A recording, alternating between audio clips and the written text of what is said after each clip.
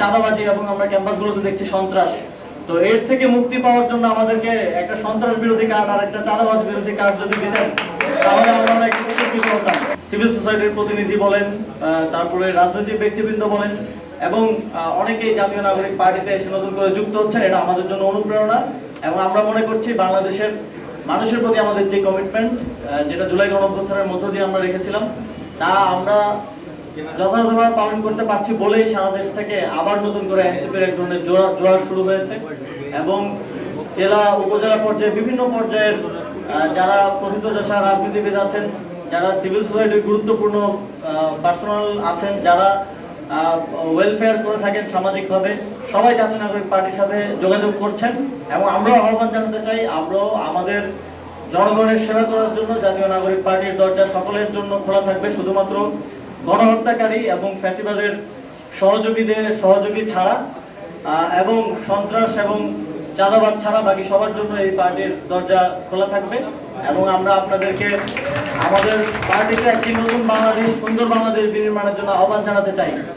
আমরা একটি নির্বাচনের পরে দেখছি, নির্বাচনের আগে আমরা শুনতাম যে নির্বাচন হলেই সব সমস্যা নাকি সমাধান হয়ে যাবে, কিন্তু নির্বাচনের পরে আমরা দেখছি যে এই সরকার ভয়ানকভাবে ফেল করছে। শুধুমাত্র জনগণের জন আকাঙ্ক্ষা এবং গণভোটের রায় বাস্তবায়নের ক্ষেত্রে নয়, সেক্ষেত্রে তো তারা ফেল করেছেই, এই রাষ্ট্র পরিচালনার ক্ষেত্র, প্রশাসনিক ক্ষেত্র তারা তাদের যে ব্যর্থতা, সেই ব্যর্থতার পরিচয় দিচ্ছে।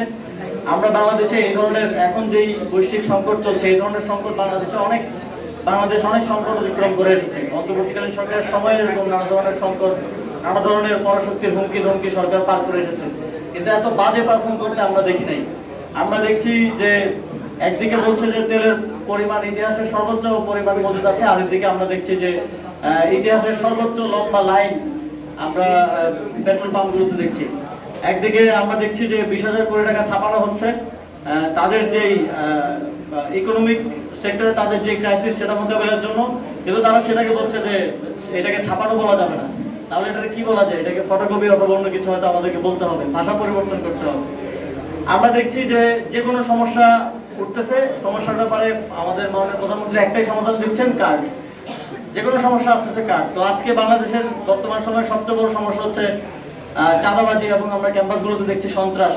তো এর থেকে মুক্তি পাওয়ার জন্য আমাদেরকে একটা সন্ত্রাস বিরোধী কার্ড আর একটা চাঁদাবাজ বিরোধী কার্ড যদি দিতেন তাহলে আমরা অনেক উপকৃত হতাম। এবং আমরা এই সরকারকে একইভাবে জনগণের জনরায় বাস্তবায়নে যেমন ব্যর্থ হতে দেখছি, একইভাবে প্রশাসনিকভাবেও ব্যর্থ হতে দেখছি।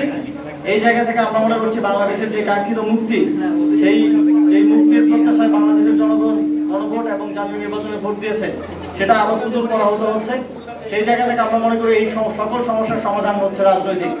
এবং ওই জায়গা থেকে জাতীয় নাগরিক পার্টি নিজেদেরকে একটা শক্তিশালী রাজনৈতিক দল হিসেবে গড়ে তোলার জন্য কাজ করছে।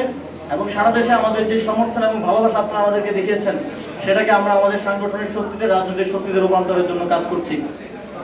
আমাদের এই অগ্রযাত্রায় আপনারা আমাদের পাশে থাকবেন, এটাই আমাদের প্রত্যাশা থাকবে। এবং আমরা এই অগ্রযাত্রায় আমাদের দীর্ঘ ফ্যাসিবাদের সময় যারা নিপীড়িত হয়েছেন, রাজপথে গুরুত্বপূর্ণ ভূমিকা রেখেছেন, ইসাক ভাইদের মতো যারা আছেন, তাদের সংযুক্তির মধ্য দিয়ে জাতীয় নাগরিক পার্টি দিনে দিনে আরো শক্তিশালী হচ্ছে। এবার জাতীয় নির্বাচনে পর আমরা যখন মানুষের কাছে গিয়েছি, তখন সবার একটা অভিযোগ আমরা শুনেছি যে আমরা আপনাদেরকে ভোট দিই, কিন্তু আপনারা তো ভোট রাখতে পারেন না।